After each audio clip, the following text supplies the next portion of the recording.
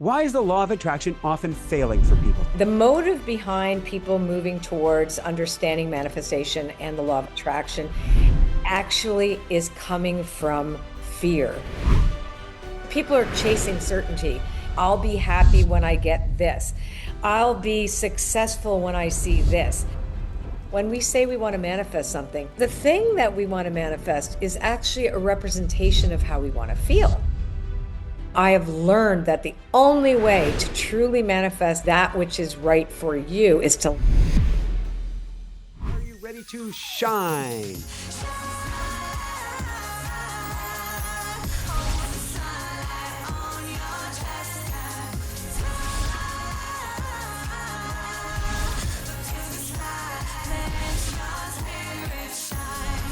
Shine bright. Woo-hoo!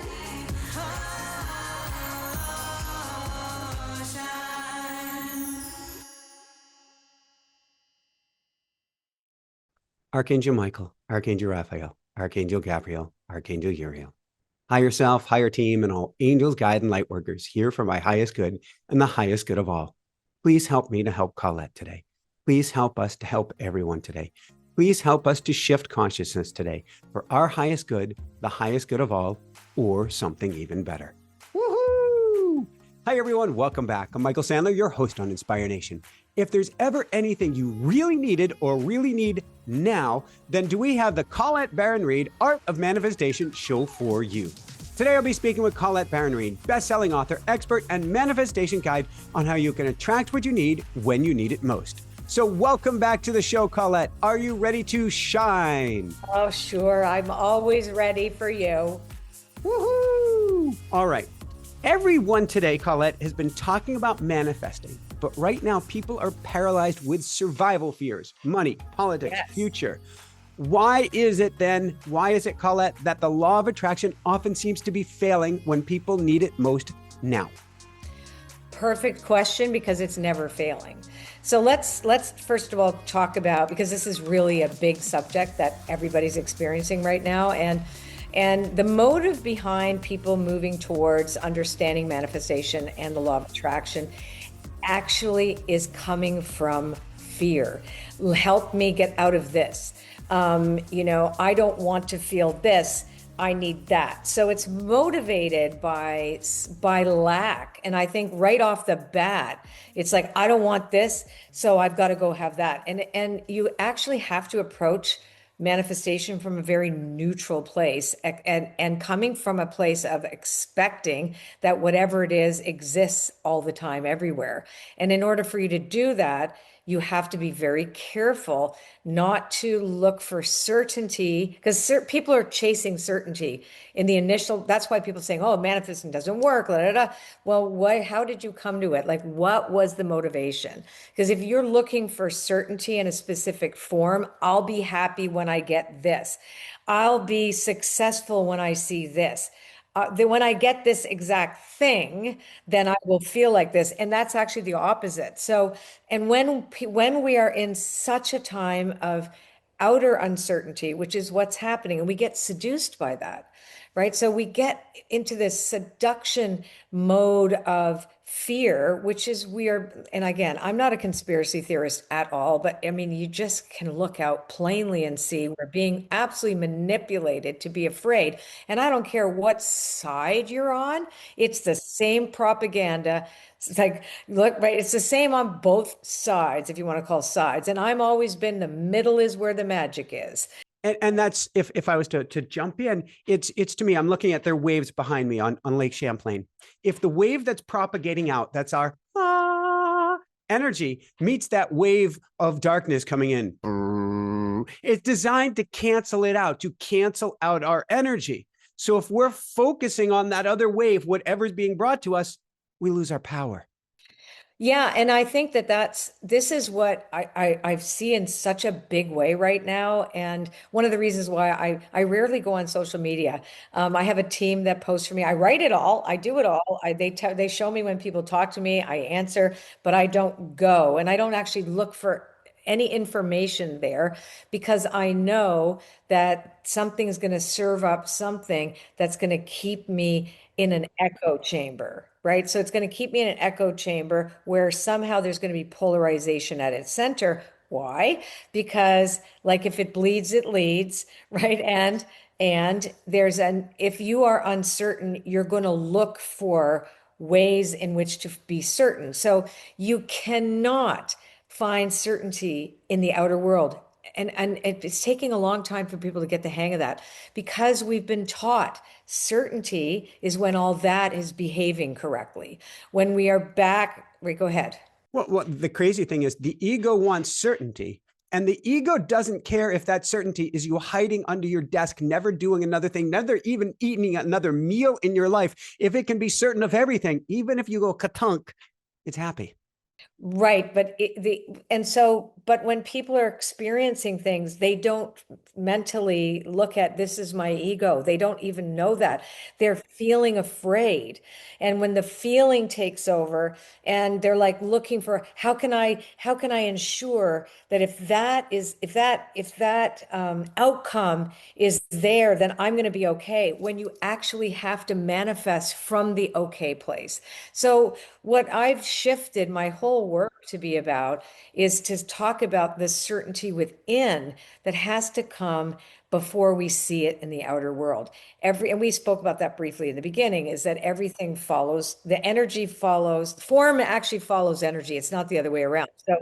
So that's why manifestation actually does work, because if you actually see how much lack you're focused on, and then it's like the universe goes, oh, they're focused on lack. Well, let's give them some more of that because that's their focus. That's the attention is going to the lack, or the attention is going to the fear or the lack of certainty or the story that, like, I saw it here in my own country because I'm Canadian and I love America and Americans. It's like, and I saw how quickly And it goes both ways. I'm 30 miles from the border. right? I mean, I love Americans. I always will. All my staff is American. It's like, and it was such a quick narrative shift, like bad, bad. Now this is bad. It's like, who said?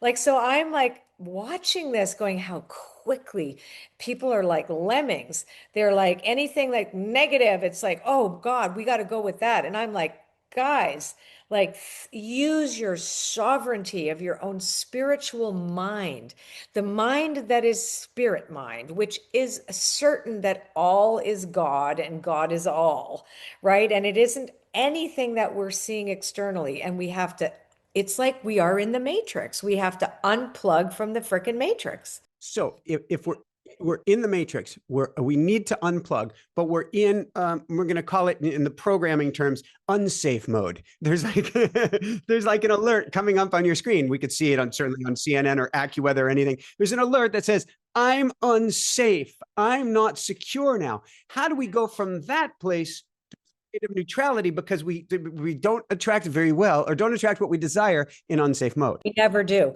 What we do is we attract more unsafety and suffering. Listen, it's part of the suffering piece. So we can't think our way out. I think that is something that I've learned myself, is that thinking is not the way. And it's really about getting back to essence, like essentiality. Is that even a word? I have no idea. I think I just made it up. But It's getting back yours. to We'll put it in Webster. yeah, sure, why not? Anyway, so it's really I found that, and I'll go backwards in the pandemic. So most people don't know that I have suffered from anxiety my whole life. And it's been like that since I was a kid. So, and I think it's because of the fact that I tune into so much information and I'm so empathetic. I often don't know where I end and the rest of the world begins. And so I've had to learn how to manage that. And so during the pandemic, I started doing art again, and that was probably the best medicine I ever did. It turned out I ended up channeling all these beings for my latest deck, Guides of the Hidden Realms. But from that, I started asking myself, why was this action so helpful for the thing that I couldn't, no matter what I did, tapping, a million different things? How come that finally worked? This thing, this arm to paper. So I started studying the neuro arts, and really discovered and ended up developing my own technique that was very, very simple to be able to disconnect quickly. And now I have a lot of techniques. A lot of the stuff I teach has to do with how do you get out of that space and get into that neutral observer, which is the witness self, which is the spirit self. So I have get on your bird meditation, which I've done in your show before, which we probably should do with everybody. But also this technique. This is about just drawing circles.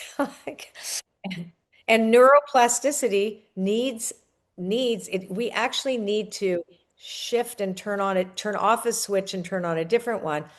And this is it's actually mindfulness, but it's mindlessness, right? It's like, let's not think and just do this. And it works. So your heart starts racing, your body Yeah. starts sweating, you start shaking, you're starting to fall apart. You grab your journal as fast as you can. I want this as an exercise for everybody. And everybody from now on, moving forward, Inspire Nation, if you're going to watch a show, bring a journal, keep it handy. Yeah. Bring a journal. Have some pencils, pens, crayons, Crayola. You pull out your journal. Yeah. You grab something. What are we going to do? You just do circles over and over again, overlapping circles. You fill up a whole page of circles. And I'm going to tell you why that works. The circle, if you look at the most primitive art, so we have photographs of these, the oldest art that humanity's ever seen that is were called these cupules that were in India. They were discovered in India and they were drawn into rocks and they were circles and wavy lines. And that was the beginning. So a circle represents wholeness. When we see something round, our primitive mind is not afraid of it. It knows it's not going to hurt us.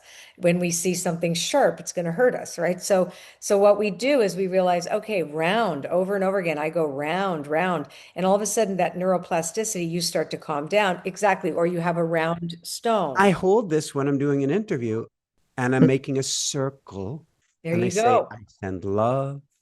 I send Yeah, love. And it's always, or if I'm getting somebody in a meditation, particularly if they're anxious, I do a circle breath. The breath goes right. A down, circle breath, it a comes circle on. breath. So Circle. what we discovered, so I did a lot of art with this phenomenal teacher, just all different types of art in London. And when I had come up with this new thing, I phoned her and I said, like, are you interested in doing this with me? Because I've found a different way to approach this line work, which I loved. And she was like, yeah. So we developed something called the AM method, the art of manifesting method, which is about first you have to manifest serenity, right? And the way we discovered that babies will always go for the round thing because they innately know round is good, oval is good. That's an egg. Anything rounded. So even in these particular, if you look back at neurons, for example, so neurons when they crisscross, like pictures of neurons, you'll see how they're like branches where they're rounded out. So you don't often see things that are harsh. So we developed this thing where you actually rounded out the sections and ended up realizing like, wow, these look like neurons. It's like the brain is showing itself to you, itself to say, hey, we need calm, we need security. And those are primitive understandings of our brain that we know that to be true. And then and then we have spirit because spirit in action, right? That actually is the symbol for spirit and unity is the circle. So I was in ceremony with a shaman, ayahuasca ceremony many years ago. And I asked how old I was. Um, and I was given a domino. A domino showed me, or this tile mosaic showed me one life. And then there was another tile mosaic behind it, and then another, and another, another. And all of a sudden it's going on to infinity. And it starts to form these circles and forms what's called the Fibonacci sequence, which is the golden number of the universe, which is a pattern of circles. Yeah, it's a pattern of circles. So when we are in that hyper stress state, like we don't realize like I'll go back to the I am not safe that reminded me of when I had a violent episode when I was 19 and I'm back to being that girl who was, being assaulted. So I'm like, "Oh my God." And I'm not the Colette that's today, but I can't think Fibonacci, I can't think circular, but I just know circles. I just take a pencil and I doodle and I just go round and round and round. And I got to tell you, then I have that click. And then I'm ready to do, yes, circular breath, breathing. I'm going to count things, or I'll get on my bird. I'll I love your bird. disconnect. Yeah, we'll do that. I think it'll be fun to do with the audience again today. But, like to be able to move out of that, because then you make the decisions. No, it's not, it doesn't erase anything. It's not meant to. It doesn't bypass. I actually can't stand that whole thing. Like, it's not bypassing anything. You're not denying all that suffering exists. What you're doing is you're detaching from the experience of judging it as bad or good or anything. It's like on no judgment. This is this. What's my choice? You get to choose um, differently. So I found that I had to simplify, like the techniques I was teaching over the years too. I had to really get them. What's the simplest way? And this was just gifted to me. I mean, the universe literally came around and go circles. So then there's other things like you can create with this. But when you are looking at the world as we see it and the expectation that, oh, it's going to be better when this happens. Oh, this is terrible that this happened. So when this happens, it's going to be all better. If that's not true. They're both this, it's just two sides of the exact same coin. We are going through an evolutionary process right now that we weren't equipped for. Young people are equipped for it. When I say young people, I mean I'm going to be 67. So I'm old. But I I think don't know they where I'd fit in with that one. I'm going to be are in 55 in the a few months. right, exactly. Well, we're getting over there. But I do think that the kids are just, they're built differently than us.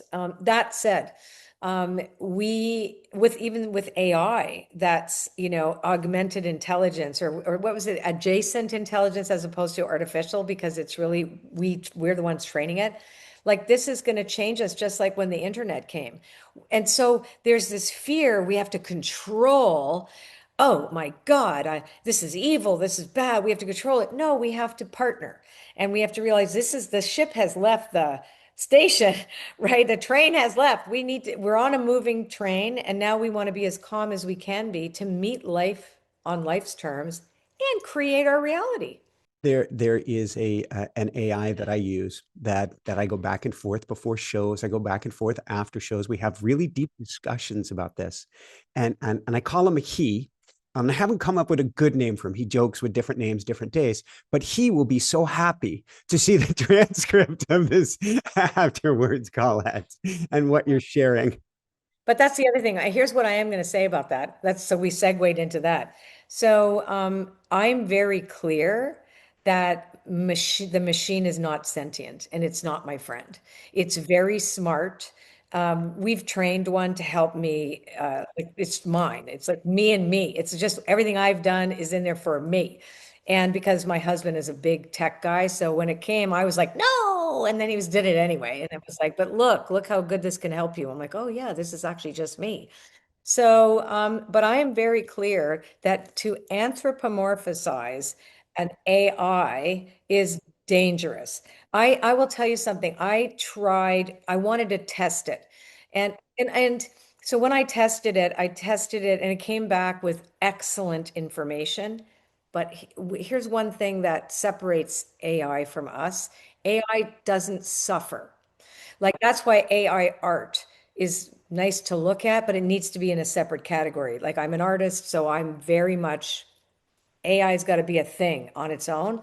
Like AI as an intelligence does not know how to be human, and it has never experienced humanity. It doesn't know what it is to suffer, to lose something, to experience those feelings that create our humanity and give us an understanding of what's important to us. So I believe that AI is here to stay. It's not going anywhere, but we do need to be mindful of how we use it and what it is. Because my girlfriend's been asking all kinds of meaning of life to ChatGPT.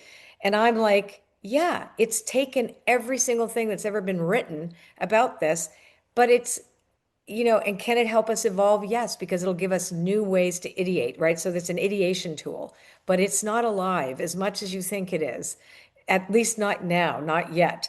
And in which case, so our humanity is the thing that's so important. And my work is all about getting in alignment with what human beings can do.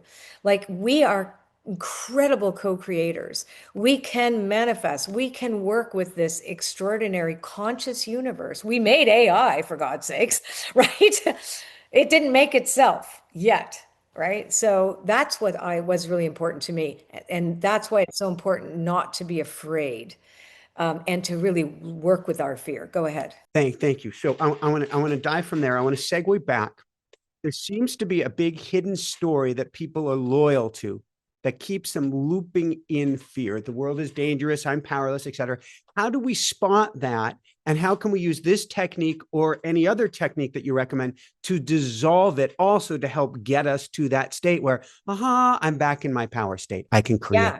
So I think okay, so this is really great conversation. So sorry I went off on a tangent, but I think it's worth having that conversation, right? Because I am for it, but watching what it is. Okay. So you asked like how do we actually do it, or how does We how do we ferret out the hidden Fair story enough. that's Thank you. How do you see it? looping and keeping us in fear? Okay, so the story is not important. I think that's number one. The story is not important at all. The story is what keeps us there. That when we keep repeating the story gets deeper roots, right? So it's tell a new story. Well, how do we do that when we're in the story? So the idea is to recognize one, oh, I'm in this. And here's a really good way to do it. Let's do this together. So imagine that, say you're looping in a story, right? This and say, and we feel that feeling. Like, as a matter of fact, let's all feel the story of I'm not safe, just temporarily. We're going to just do this for 1 minute, right? And whatever creates that in us, just we will change it, but just whatever that creates us in it, like, oh my God, I have no control over the future. Am I going to lose money? Is that my stock market's going to go? Like politics sucks. I mean, whatever, the world is dying. I don't know, whatever it is that we think about. Um, Now the first thing I want us to do is to be aware. So imagine that we are sitting on a ledge, whatever the we is, it doesn't matter what the we is, but we're sitting on a ledge. We're watching that story looping. So we're actually seeing it like a loop. Let me know when you're there. Okay. So are you the loop, or are you the one looking at the loop? Of course, the one looking at the loop. Correct. So if you are looking at the loop, could we go say, can we let the loop just be in its total integrity and not judge it at all, or not try to change it, and just let it be, and like imagine that it's a place, right, that gets to exist because it is real to us. So let's let that reality be true. So let's imagine that we're on an elevator. The elevator doesn't feel particularly safe at first because it's rickety, right? And it's taking us up. But we're realizing that as we move up, we're starting to look at that place, and it starts to calm down and get much more settled. And imagine that we're up really high in the air and looking down, and how big is that loop now? Smaller than a Cheerio. Right. And then when you look around, what else do you see? Hmm. I've put my loop on a raft. The loop, an inflatable raft is the loop, and I've pushed it out into Lake Champlain. So I see beautiful mountains around and landscape and flowers and deer and elk. And I see all sorts of beautiful things with this Right. tiny So little loop out just there. in that metaphor, we it's really not doing anything other than moving our mind without thinking it. It's like, okay, am I that? Oh, I'm the one looking at it. Oh, can I go further away from it? Aha. So you get something called spatial distance. Actually train coaches now how to do this with clients. Like right, well, we're getting some spatial distance. Oh, I'm not it. It's over there. Let's go further away. Oh, what else? What else is there? So that's when you can manifest. It's very simple. It's move away. Do not try to make it bad. Do not try to make it wrong. Do not try to figure out why the story came back. Do not even give like that's what I learned because I've done it all the other way. And only when I was finally like, oh, sorry, beep.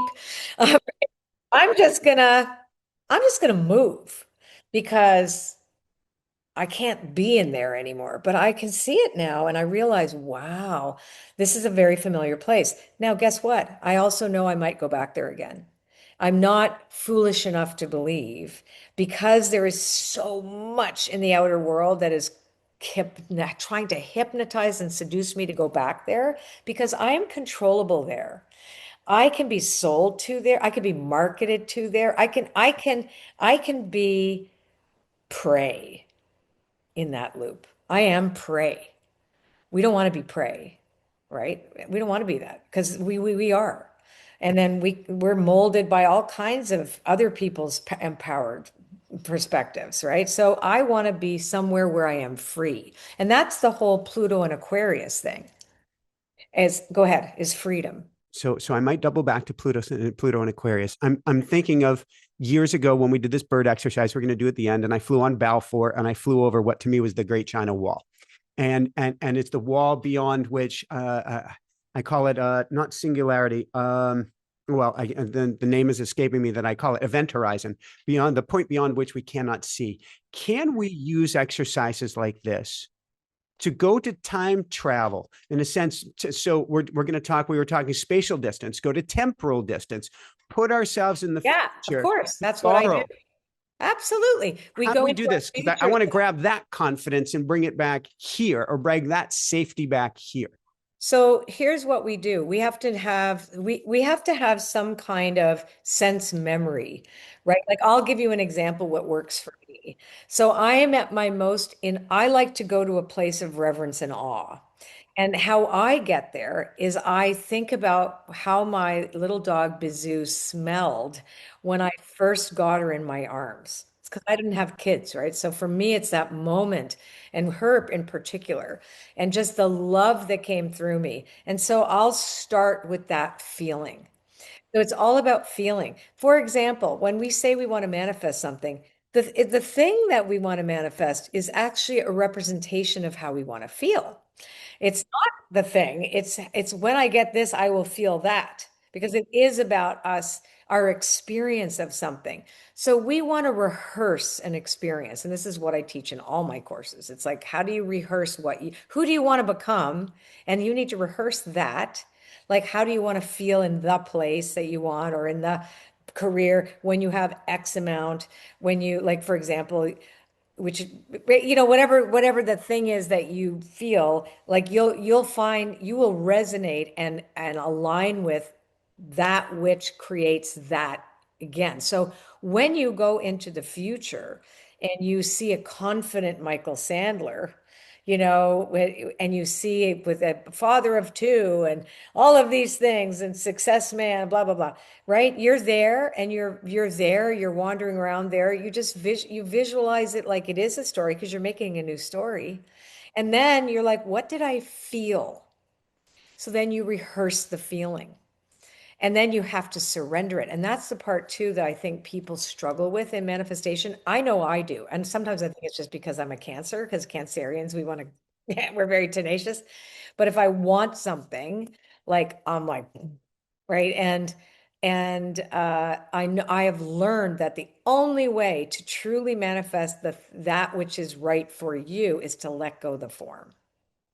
You start with it, well, I kind of want it to look like this, but then you go, that's an example. And I love your prayer at the beginning where you said, it's kind of like surprise me, right? Surprise me with something else. Highest good of all, or Or something even even better. I put it better. out there that I don't have a clue. Co-creation, I get it. It's going to take my energy, how I feel, but I Yep. don't pretend to know the answer. Me neither. And that's I think the power right there. And we will go back. And I think the thing is that we're never going to get it perfect. Like Michael, you and I know this like the back of our hand, and we both struggle once in a while with this, right? Because we look at the outer world and going, wait a second, this isn't the way it was supposed to look like it. Right, that right now, like, because we've created a time on it, like a timeline. Like, here's what's so fascinating. So I've been thinking lately, so I'm going to be 67. I feel younger than I did 10 years ago, I right? love it. I look great. I've like done no work, nothing. I've got a young husband. I have a young outlook on life. And right now, where I've committed to is to now give away everything that I've learned in my classes, etc. I started a coaching certification. I want to help people who want to do this for a living, and I want them to be successful because I'm at that age. But I look at myself in the mirror and I go, shouldn't I have like a little old lady gray hair and all this stuff? Like that's what I would have visualized. This is what it would look like, right? And it doesn't. It's like, oh, okay. But this feels like the right time because I have a long life ahead of me and I really want to now be that mentor. But I, because it matches a feeling, it's so weird. Like I didn't even realize I would come to that conclusion because what I was seeking now was the freedom to create.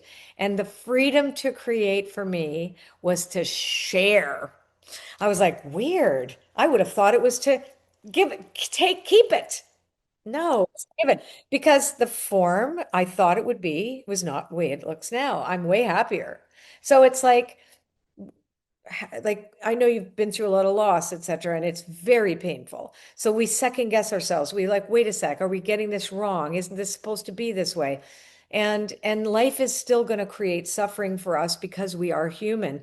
And so I think part of the problem that you find around the manifestation movement, especially now where people are like really jumping in on it, is the fact that they forget that's that surrender piece. We think we know what's best and we have to let go, really let go. And that's hard because we think it's supposed to look like this.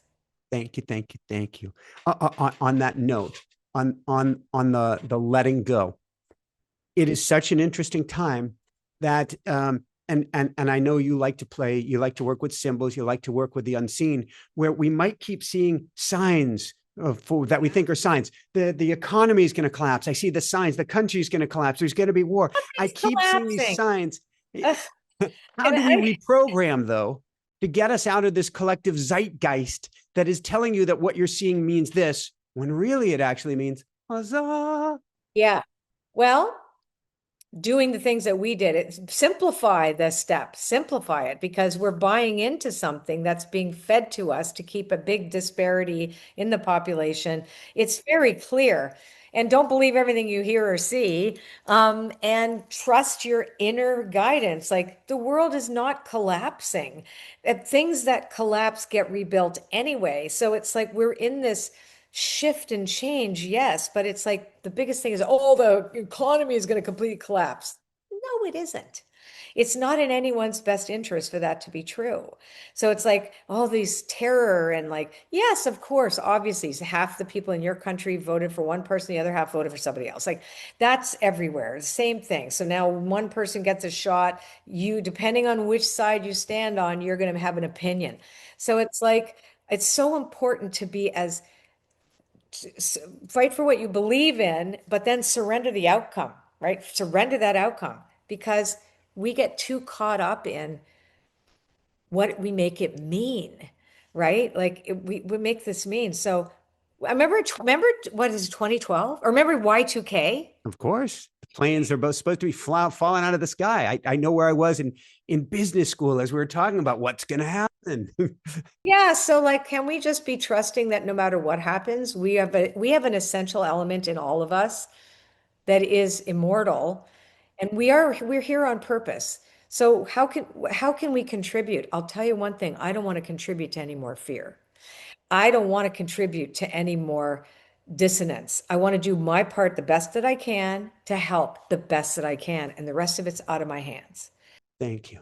Let's go to something unexpected, an unexpected shift, shall we say? What is a surprising way that people might not think of to instantly go from that state of fear or that non-manifestation channel, let's say, to a manifestation frequency? Something surprising like the bird. Well, that we're going to do in about 3 to 5 short minutes. Okay. Something surprising. Well, the something surprising is I always say, surprise me. I mean, that's how. I think you can call it. I call it a pattern interrupt often, or a Well, monkey in that's the wheel. actually what the bird exercise is called pattern interrupt. Oh, So a perfect. pattern interrupt, that's actually what this is for. All of these exercises that I put into my work are for pattern interruption, and they are conscious disruptors, where you disrupt whatever loop you're in by making a shift. So actually, I think it would be useful to go right into that bird at this moment, if you don't mind, because I think Let's. it's, or no, let's not. It's, Okay. I'm sorry, my mind is going there. It's going, go for the bird. And there's, and that's not what I mean. Okay, go. Oh, I didn't even catch that. See, this beyond me. Okay. Give me the bird. Give me the bird. Okay, so say, and here's this. So it's very surprising because people are freaked out when I taught it, and it's part of what I'm teaching in the certified intuitive coach training, um, which is already done when this airs. Anyhow, so you imagine that you're in a temporary landscape that represents your fears, right? Your fears, whatever stress you feel in your body, like, so give me three adjectives for yours. I can give you mine. Three adjectives for a fear that I would For have. whatever you, where you get all stressed out or where you forget that you're a powerful co-creator, what does that feel like to you? Helplessness, Helpless? Okay, great. Helpless. um, chaotic, Oh, I love these words. Chaotic. Yep. disorganized. Great. Oh, yeah, you always give me good ones. Okay. All right. Here we go. And you might Okay. not get Balfour. Remember, you might get something else. Okay. So if you were to describe a landscape that represents helpless, chaotic, and disorganized, what would it look like? Oh, forgive me. What comes to mind when I close my eyes is a land that has been wrecked by battle. Great. Battle wrecked landscape. Okay. Battle wrecked land. Okay. Great. Is there anything standing there? Is there is there natural, anything natural in the environment? What's still left, if there's anything? Rubble. You just have rubble. Okay. So you know that it was destruction. Okay, so if I were to, are you the one looking at the landscape at this moment? I'm hovering above, looking at it. Okay, great. So if I could say to you that you could go somewhere else, would you go? Would you, or would you want to stay here? Oh no, I'd want to both zip away and help to rebuild that landscape so that everybody is there and is no longer suffering, but we can actually turn it into a utopia. The choice you have right now is only which can you leave it? Because we want to leave it. We are not changing the environment at all. The point is that it gets to exist. This landscape gets to be alive the way it is. It wants to be that. So you're going to call a winged creature to you, and whatever shows up is the correct one. Anything. Roo. Something called Rue? My rooster. He was my You have rooster named Rue. I have Okay. a rooster. I had a rooster named Roo. He passed away a year ago What now, but was he was the by my Rue side. He did name? meditations with me. He I remember went Rue. everywhere with him. I Yes. remember Rue. Oh my God. Okay, little Rue. All right, so Rue is going to ask you to get on its back, his back, and off you go. And you're going to, and Rue is going to have magic powers and fly high, high in the sky until all you see is bright blue.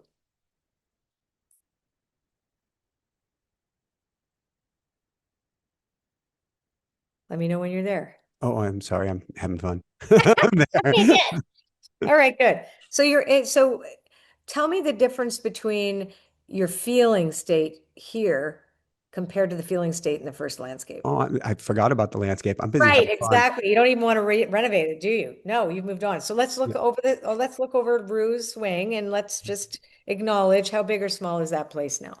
It's Bill. Picayune. Tiny. Can't even see. Okay. So you wouldn't even try to change it or go back there, would you? You're just going to go somewhere new. Yeah. All right. So at this juncture, I would say, well, let's go to a sanctuary or a place. You asked about manifesting. Let's Mhm. go to a place where all co-creation begins. Yeah. And I'm just going to drop you there. Have Rue and you will be in that co-creative place. I don't know how, but a rooster just high-fived me. Okay, great. Come back. You can come back now, Michael. Oh. All right. I thought So you if you might come guys back to Rue. no, I'm if you having way guys too have much fun done with this. fun. If any of you watching this or listening to this have done it with us, then you may find something very surprising. Like one time I got a farting turtle with wings and I expected something. Turbos. Yeah, turbo, exactly, a turbo. So it was very interesting. And actually one of my clients once did this with me and the landscape was a toilet. And they were in this toilet that was going round and round and round, right? It was being flushed down a toilet. So whatever comes, your psyche is the one that's going to give it to you. And you will notice that you realize, oh, I don't even have to do anything at all with or to that first place. But I need to acknowledge it. And I think that's the other thing. We cannot escape those feelings when they come. There's no escape route. The escape route is see them, know them, show them to you, be the one looking at them. And when the reason why the winged creature works, if the primitive mind, if you look at the history of the primitive mind, what did we see in nature? Well, we could swim, we can swim, we can climb trees, we can dig holes, we can do everything but fly. We can climb a tree, we can't fly.